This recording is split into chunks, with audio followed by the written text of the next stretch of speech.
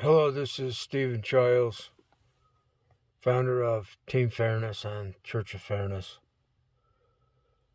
So, our thinking, those of us that are in agreement with the World Fairness Agreement, we have this practice of not doing other people wrong. And how do we determine what that is? One of the most effective spiritual practices is to not judge things as right or wrong. It's radical acceptance. So if someone does you wrong, that's not wrong. Well, it is wrong, but it's not wrong. Wait a minute. It's like the idea that everything is good. It's all good. So it's about stopping your reaction. When someone does us wrong, we're the judge of that. There's no way to get around this fact that the person involved is the one that determines if they've been done wrong. And what's their criteria for determining that they were done wrong? We just know we evolved as a biological species. It's like some of the people think you're doing them wrong if you define them as being an animal. They think they've been done wrong. And for me to think that they shouldn't think that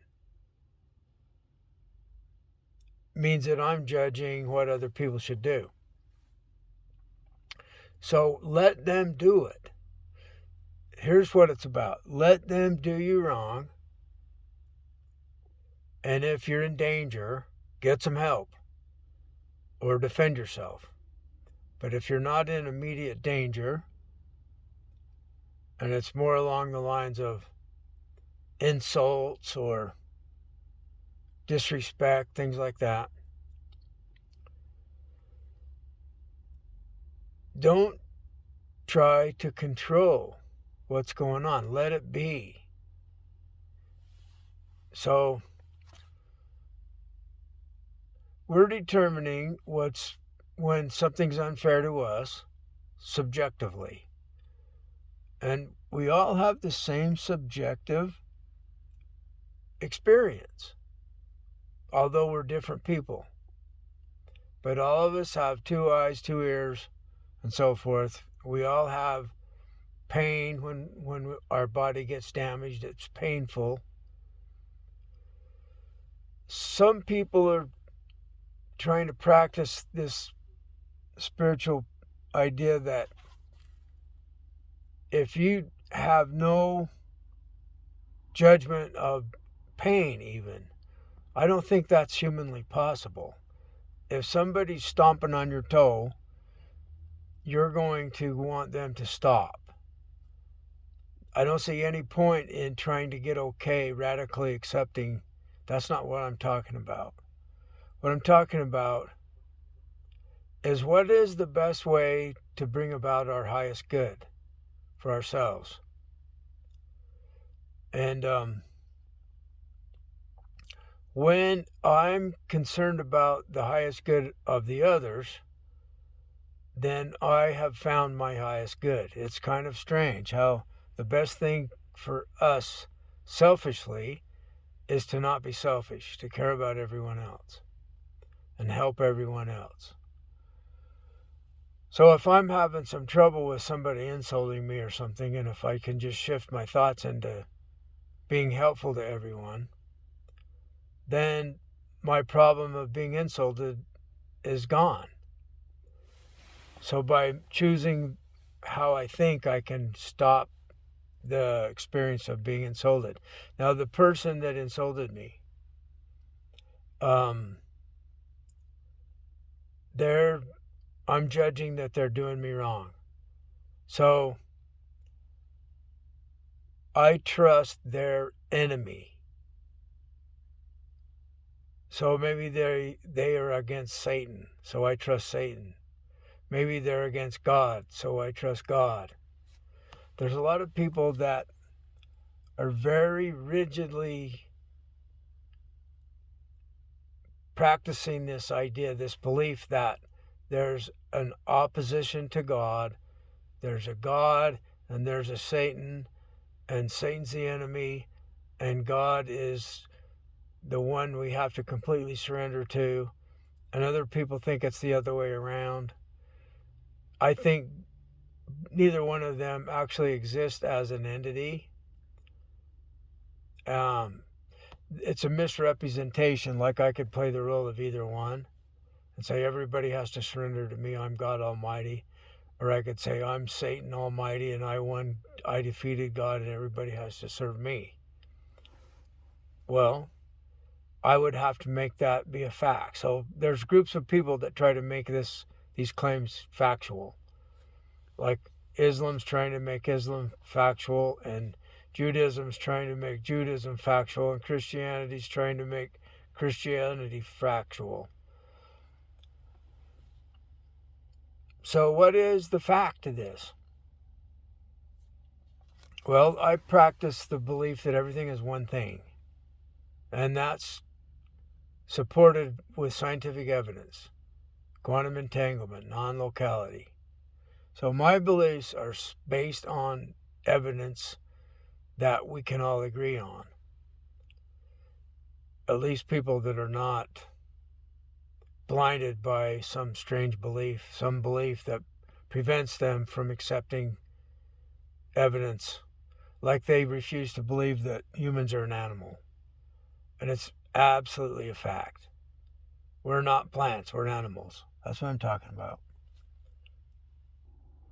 So when someone does me wrong, I trust their enemy. It's kind of like the similar effect as calling the wrath of the all-powerful upon them for doing me wrong. Whether it's God or Satan that has all power, one or the other would have all power if that's your way of thinking. Or you can see the oneness of all that is as the all-powerful. And if you've looked into my beliefs from the website and so forth, from teamfairness.com, I have two aspect God belief. So the first aspect of the all-powerful had no consciousness. It happened on its own. Creation just happened. The laws of physics allow this to happen. The first cause is without a mind. And then from that, the emergent God happened. And has a brain. That's all of us entities in the universe that have a mind. Our brain creates our mind. So we're basically believing like atheists believe. Although we have the advantage of using the God word, using an all-powerful force or being or group of beings that can absolutely change your reality. They can make the light green or red at their will. And they have all power in the universe because they're surrendered to the all power. It's by surrendering to the all-powerful cause of reality. There has to be a cause of reality, or we wouldn't be here. So you can call that God or Satan, I don't care which. You can call it God or the enemy of God. See, this is where we're making a lot of progress in uniting both of these enemies in the Western religion. So we have an advantage over skeptics in that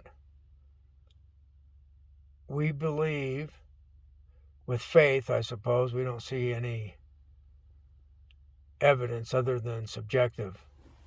So this is based on no objective evidence. So it's faith.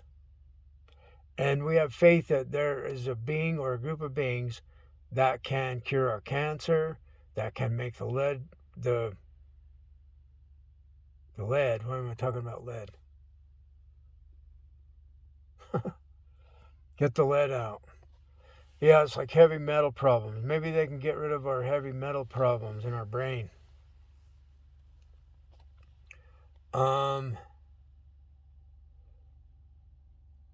They can perform miracles in our lives.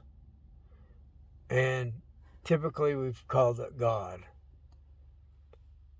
And I think they're like extremely advanced extraterrestrials.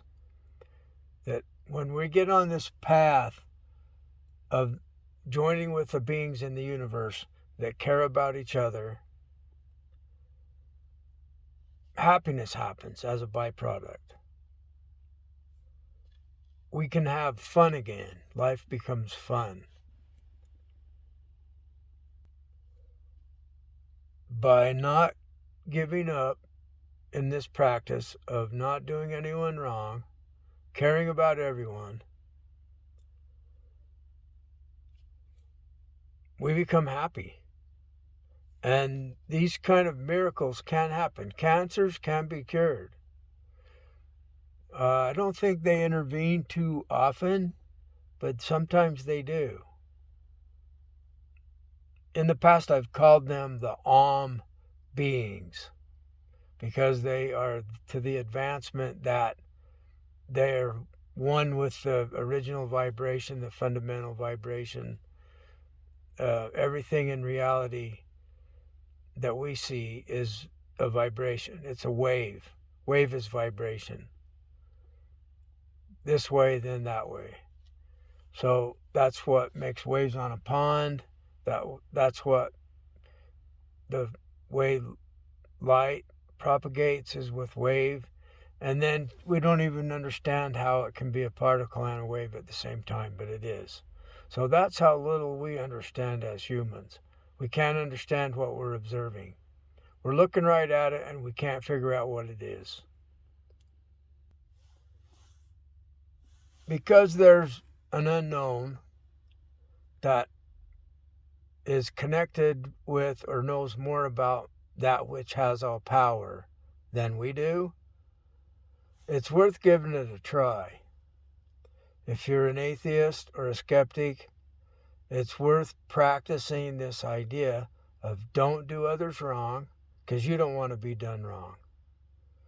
And care about everyone because you want others to care about you. And those others want others to care about them. So pretty soon we're talking about the whole planet, all the people. And even beyond, we're talking about the entire universe. So we care about everybody in the universe. We care about everything. And that's why everyone cares about us. Have a great day.